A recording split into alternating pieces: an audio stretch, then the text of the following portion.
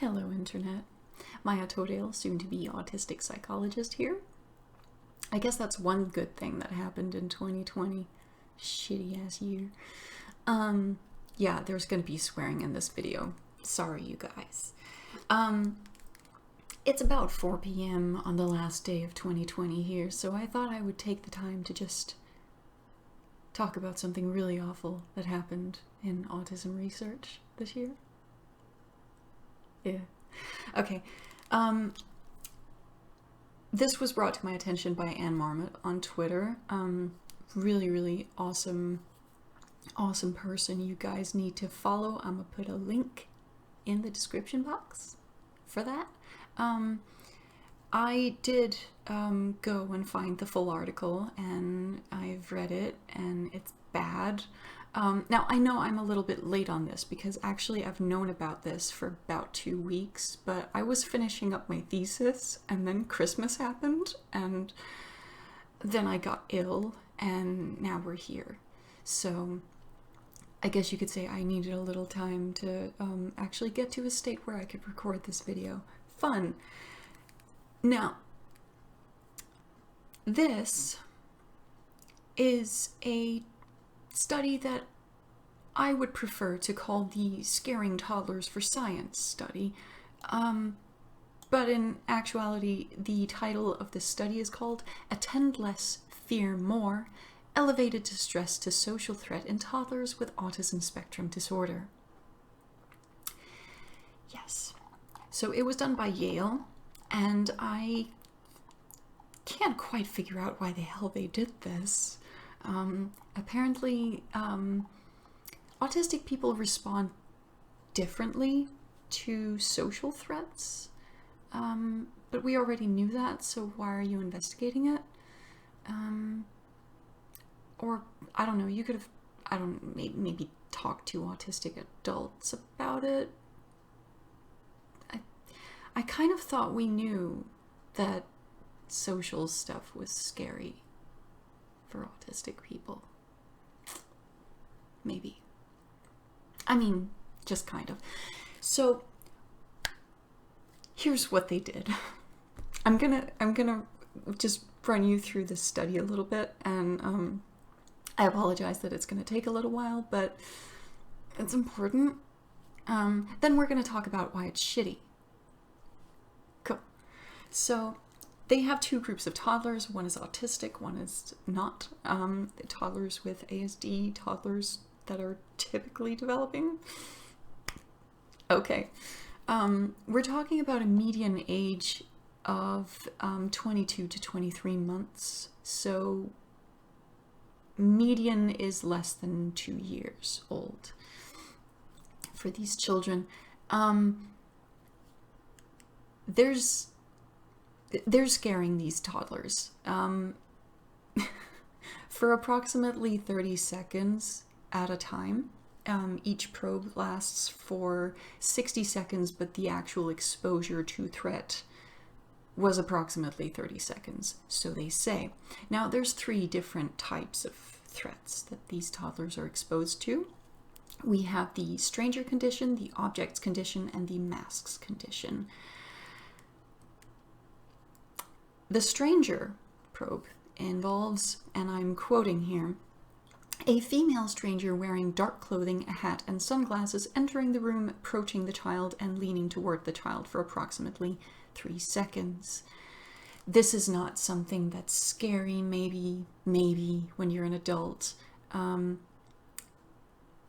Toddlers can be scared of strangers. It's a thing. Toddlers can be really scared of strangers, actually. But, okay. I do have to mention, actually, that there is a parent in the room, and this parent is within reach of the child. We're going to get to that. Yeah, so that was the stranger probe. Then there's the objects condition, which is one of my least favorite to think about, because it involves 3 trials each of a large mechanical spider crawling towards the child, a mechanical dinosaur with red light-up eyes approaching the child, Again, 3 trials of each.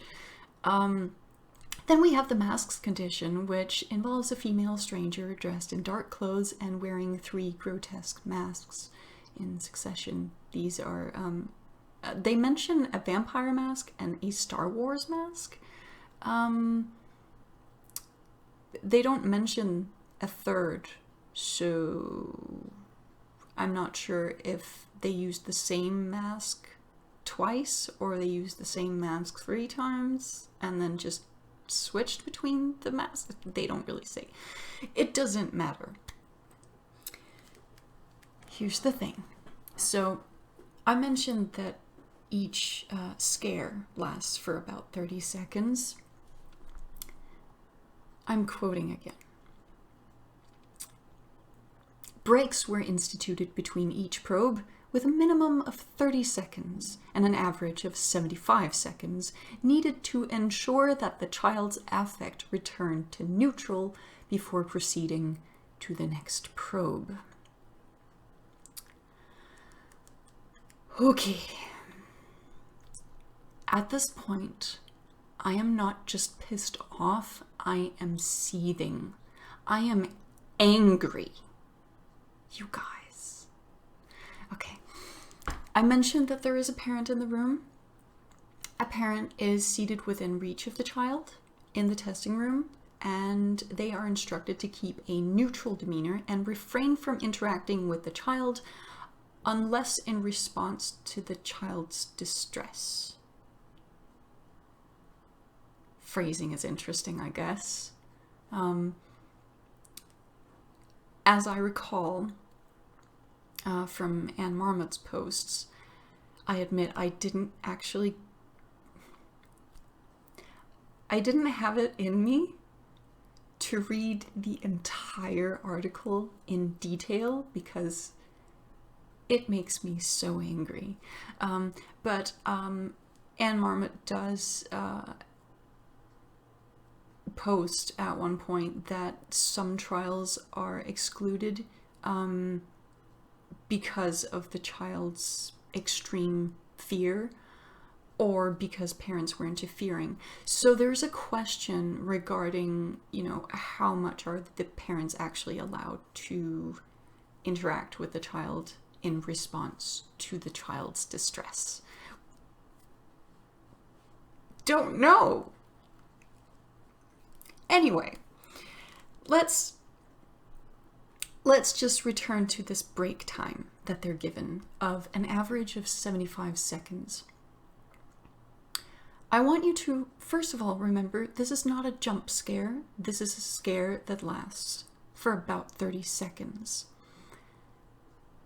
And since, let's talk about a large mechanical spider approaching you for 30 seconds, you might be getting more and more scared, maybe.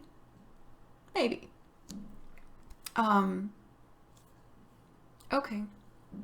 75 seconds is not a long time to have a break to return to a neutral emotional state.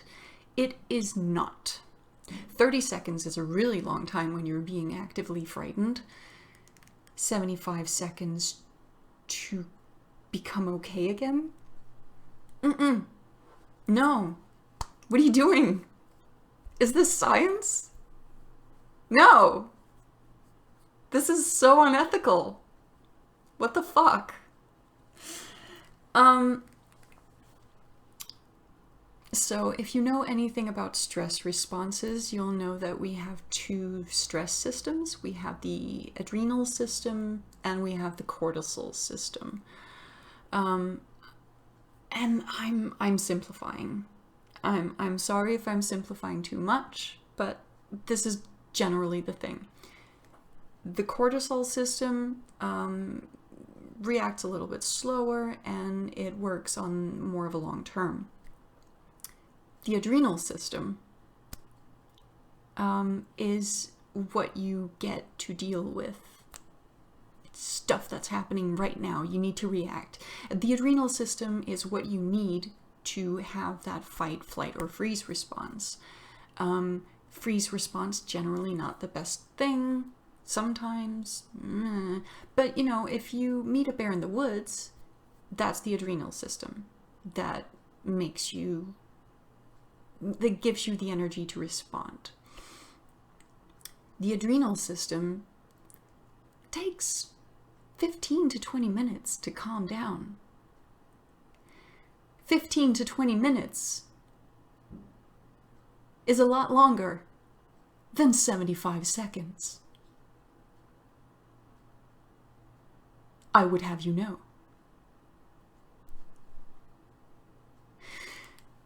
Why are you doing this to toddlers? You guys? Why? It makes me angry to think about why someone would purposefully scare toddlers over and over and over and call it science. Research has been done scaring toddlers before.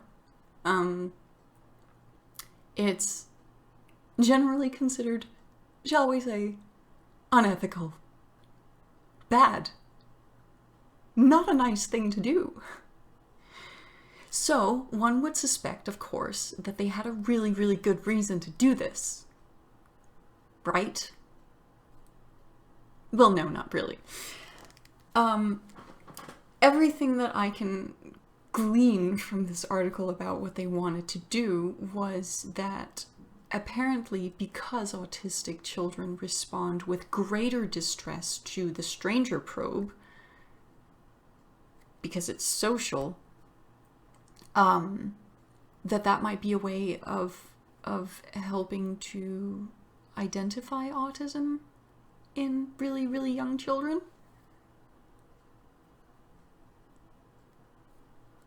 Why do we need that? Are you going to diagnose toddlers by scaring the shit out of them with strangers? That's not a good diagnosis. Okay, then, if we're not using it for diagnosis, then what are you using it for? 'Cause I can't figure it out.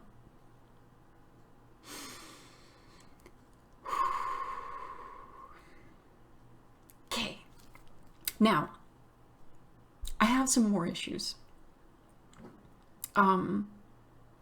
One of them is that this distress of these poor, very probably traumatized children is being measured on very normative grounds. It's very much to do with facial expression, vocalizations, attention to the threat is measured via gaze direction, which, okay. We already know that autistic people have different responses to social threats, to threats in general, and that we express emotion differently from non-autistic people. We already know this. So why are you measuring autistic toddlers' distress and attention to threat on these very normative measures? Why? It's almost like you don't understand what autism is, you guys. Bad. Of course, it's being measured by people who are blinded to the grouping, so the people who are measuring distress and stuff, they don't know which toddlers have been identified to be autistic and which are not, which is good science. But I mean, basically, this whole thing just is very... Who taught you guys about autism? Now, what they've found out, this is the part that really gets me, is that autistic toddlers respond more to social threats than to non-social threats. But we already knew this, because we know that social stimuli activates an amygdala response in autistic people, so we already know, and we know from freaking autobiographical accounts too, that social interaction actually triggers fear responses in autistic people. We know this. This is not news. So, okay. The other thing they found out is that the emotion regulation used by autistic toddlers, the attempts at dealing with the threat, were less likely to involve social interactions such as reaching for their parent. But we already knew this. This is not news. We already know that autistic people use different methods for coping with extreme emotional responses, such as stimming, perhaps, which is very much an emotional regulator for autistic people. We know this. This is not news. Why did you do this in the first place? Yeah, so, okay. Social threats get a larger response than objects, conditions, and the toddlers don't reach for their parents as much as the not autistic toddlers did.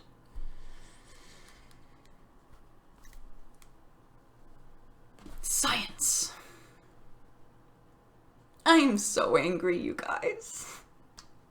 I know that I'm smiling, and maybe this is like one of those ways in which autistic people express emotions differently. I don't know. I tend to try not to rage, and then I just smile instead, because I'm trying to stay calm. I'm not calm. I'm pissed off, actually.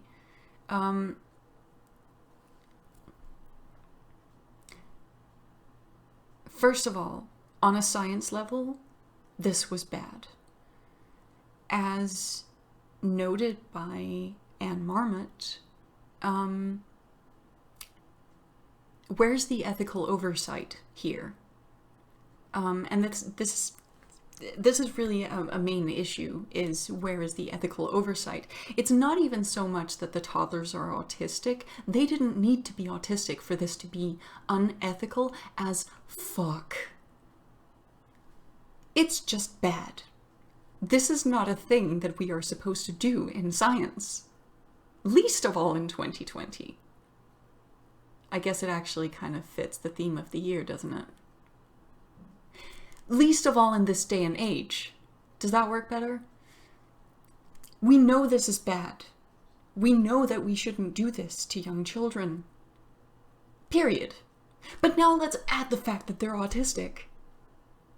Let's add the fact that these very, very young autistic children, who, by the way, if you're able to diagnose a child with autism at a median age of 22 months, you've probably got a very specific segment of autism that's represented here. Now, they say that there are differences in the levels of autism in these toddlers. But for all of the autistic people who are diagnosed when they're 8, 9 years old, not to mention 16, 25, 50, those people will not be represented in such a study. So you're dealing with children who are affected by autism to a level that they are diagnosable at this age. And then you're traumatizing them. What the fuck?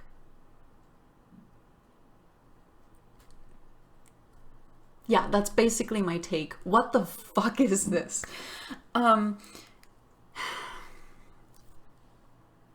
Okay. So it's bad science. It didn't bring us anything new because we already knew all of these things. And if you didn't know them, you haven't been studying autism enough.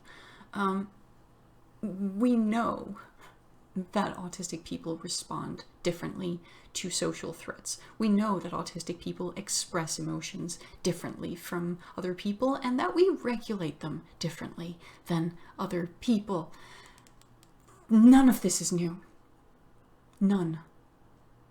So they did something bad and they got absolutely nothing out of it. And Yale did this. Yale. They've apologized, apparently. I don't really care to read an apology, honestly, about this. I don't want you to apologize. I want you to never do this in the first place. Stop treating autistic children like lab rats. We are not lab rats. We are not objects for you to twist and turn and see how bad you can mess us up. This is not okay. It wouldn't have been okay with any toddler. But there's a history of doing this to autistic people in science. There is a history of treating autistic children like they're less than human. Famous researchers are quoted as talking about autistic children as though they're not actually people. And it makes me tired. We are people. We deserve better than this. All of us deserve better than this, whether we are high functioning or low functioning, no matter our support needs, no matter our intellectual abilities, no matter our age. We deserve better than this. Yale, you fucked up. Don't do this again. I'm so disappointed. I thought you had better standards. I want humanity to have better standards than this.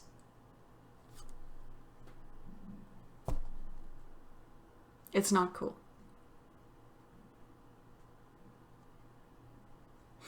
So, that was 2020. Let's get rid of that.